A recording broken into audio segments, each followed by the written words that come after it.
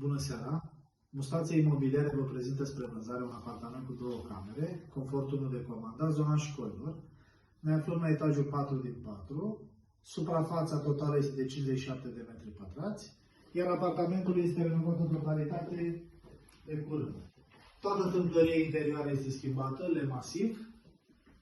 Tâmplăria exterioară, ușile dintre sufragerie și balcon, bucătărie și balcon schimbate de asemenea. Tâmplăria este PVC cu geantă montan. Balconul cuprinde și bucătăria sufrageria, unde se află centrala termică. La exterior avem rulouri din aluminiu. Bucătăria este complet mobilat utilată.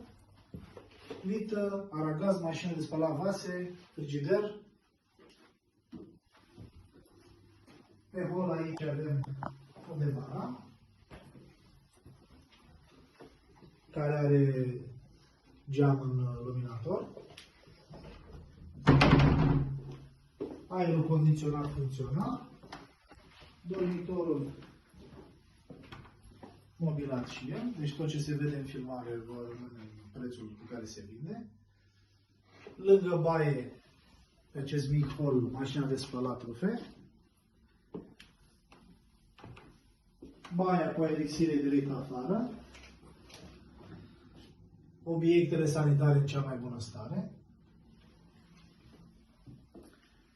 Imobilul este liber, se poate viziona oricând, iar prețul este de 57.000 de euro.